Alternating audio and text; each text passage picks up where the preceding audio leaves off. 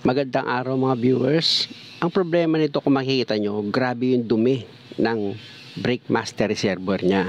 Ang problema, dinala niya sa mga pagawaan at halos lahat ng gustong gawin sa sasakyan niya is palitan itong buong brake master assembly. Alam niyo mga viewers, kinambas ko na yan sa Lazada, kinambas ko yan. Dati 12,000 yan mahigit, ngayon 10,000 na lang. Sa halaga ng parts tama lang. Ang problema, kung sira ba? Sira ba yan? Paano kung hindi sira? Di kawawa naman yung gumastos. Kahit gumastos ka ng malaki, kung tama yung pinapalitang pyesa na sira talaga, okay lang. Pero pag hindi sira, masakit yun para sa isang customer. Mga viewers, pasensya na. Nasasabi ko lang yung sa loobin ko kasi sa nangyari dito sa customer. Naawa kasi ako sa kanya kung natuloy na gawin yung sakyan niya Hindi biro yung 12,000 nagagastusin niya, pyesa pa lang. Paano yung labor pa? Kaya doon ako nangihinayang kung natuloy yung transaction nila. Buti na lang napanood niya yung video ko. Papanoorin niyo mga boss, tinanggal ko lang yung number 12 na nut. Tapos yung dalawang fitting, yung dalawang fitting, number 10 yung gagamitin nyo dyan. Di ba yung socket wire, nakita nyo, tinanggal ko kanina. Tapos, hilahin nyo na yan boss, dahan-dahan. Pag medyo matigas, sikwatin nyo ng flat screw. Pero alalay lang. Nakita nyo, grabe, kadumi lang yung yung brake master assembly niya. Marumi lang yung fluid na nakalagay mga boss. Kaya yung preno nito, nangyayari, pag tinapakan niya, dahan-dahan daw lumulubog. At pag nagbigla siya ng preno, nag-aalangan siya dahil napakahina. Ayun ang problema nitong sasakyan na ito. Ngayon, pag tinanggal mo yan, tingnan mo yung piston yung primary, ayan, yung tinanggal ko. Dito sa loob ng cylinder mga boss, nakita nyo, tinapon ko, di ba? Napakarumi talaga ng brake fluid niya. Meron niyang rubber cap. Tatanggalin mo yan mga boss, gamit ka ng manipis na flat screw. Iingatan mo yan mga boss Tapos, itak-tak mo lang yan. Hindi yung spaghetti pababa ibig ko sabihin yung itak-tak mo hanggang sa lumabas na yung secondary piston. At kung mapapansin nyo mga viewers, yung primary piston at secondary, wala akong nakitang sira. Wala. Kahit katiting wala akong nakitang diferensya sa piston. Buong buo siya. Ang tanging nakita ko, marumi na brake master assembly na dapat lang linisan. Sa paglinis yan mga boss, gumamit ka ng powder na sabon, basahan, toothbrush, ayun lang. Kung may pressure washer kayo, ingatan mo na hindi ma-damage yung plot niya. Ayan naman yung strainer niya, yung tinanggal ko. Nakita mo yung loob na brake master reservoir, yung lagayan ng brake fluid, di ba? Talagang nagmantsa na siya sa dumi. Kumbaga, kumapit na. Dumi niyan Hindi ko na siya matanggal kahit kinuskus ko ng toothbrush, hindi na. Kaya ang ginawa ko dyan, binabarang ko siya ng powder na sabon. Tapos nagpalipas ako ng ilang minuto, tsaka ngayon binalawan. Pati nga itong strainer cap niya, makikita nyo, grabe rin ang kapit ng kalawang. Sinaga ko rin i-brush yan. Mga viewers, kung makikita nyo, labas loob, brinas ko yan. Kahit pa paano naman, nalinis ko yan. Kaya kung kayo ang gagawa ng sasakyan nyo, dagdagan nyo lang ng kaunting tiyaga at sipag, maayos nyo yan. Malulusutan nyo yung magastusan kayo ng malaki. Hindi ba kayo rin naman ang makikinabang? Iwas gastos, iwas sakit sa bulsa, at higit sa lahat, hindi pa kayo ma-stress kaysa ipagawa nyo. Pati itong piston, yung primary piston, kuskusin mo lang, huwag kang gagamit ng liha hanggat maaari para hindi ka magkaroon ng problema. Mamaya, yung pagliha mo ay yung maging dahilan kaya nasira ng tuluyan yung brake master mo. Basahan lang, hindi makakagasgas yan. Yung mga ganyang klaseng basahan, hindi makakagasgas yan. Tsaka sabon lang, ayun lang talaga ginamit ko dyan, wala nang iba.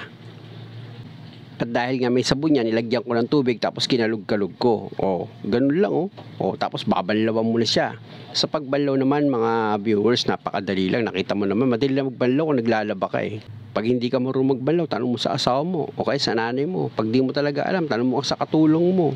Siguro naman sa 3 helpline, may marunong doon. Di ba? Nakita mo yan, panoorin mo lang kung paano ko binabanlawan Alam niyo, minsan kaya ako nasasabi ang mga viewers, pati minsan paghuhugas, paano hugasan, tinatanong pa sa akin, kaya minsan pinangungunahan ko na pag malinis na talaga lahat, magpapatuyo ko ngayon. Pag tuyo na siya, huwag ka magsiguro, banlawan mo ng brake fluid itong loob ng brake master assembly mo para nakatitiya ka na wala na siyang tubig na mahahalo kapag bilagay mo na yung mga parts gaya ng piston at rubber cap. Pati strainer. Nakita mo medyo namumuti pa, ibig sabihin meron pa nga sa loob kaya medyo pinatagal ko pa uli mga boss, pinatinin ko po siya ulit, tapos eto na, nung okay na ulit, ayan, kinalog ko uli siya para hugasan ulit siya ng brake fluid bago ko ilagay yung parts. Ayan na yung pangalawa. At kung makikita nyo sa pangalawang tapon ko, dapat ang kulay niyan, yung kulay brake fluid na. Ayan, kulay brake fluid na siya. Kasi napatuyo ko na siya ulit eh. Ganun lang mga viewers kung gagawa kayo ng sasakyan nyo. At sa pagbuo, babasain nyo muna yung piston bago nyo ilagay ng brake fluid para hindi magaspang na ilalagay. Ang una yung ilalagay na piston dyan is itong primary. Ayan yung primary. O, tingnan nyo, inulit ko pa uli siya basain. Kasi sigurista ako eh. O, ilagay nyo na siya ngayon dito sa cylinder ng brake master nyo. O, dahan-dahan lang. Tapos, pag naitulak nyo na siya, ilagay nyo naman itong rubber cap niya. Yung rubber cap mga boss, may baligtaran yan. Pero, makikita nyo naman yan sa pag-alis nyo. Pag tinanggal nyo, tatandaan nyo lang kung paano siya tinanggal, ganun nyo siya ibabalik. At pag nailapat nyo na yung rubber cap, basain nyo ulit itong primary piston. Ayan yung primary piston, ayan na yung huli nyong ilalagay. Ang kagandahan niya, pag nilagay mo itong mga piston niya, wala ka ng plier na gagamitin. At pag nailagay mo na yung primary piston, lagyan mo ngayon ng brake fluid itong master assembly mo sa reservoir niya. Eh bakit natin nilagyan ng brake fluid?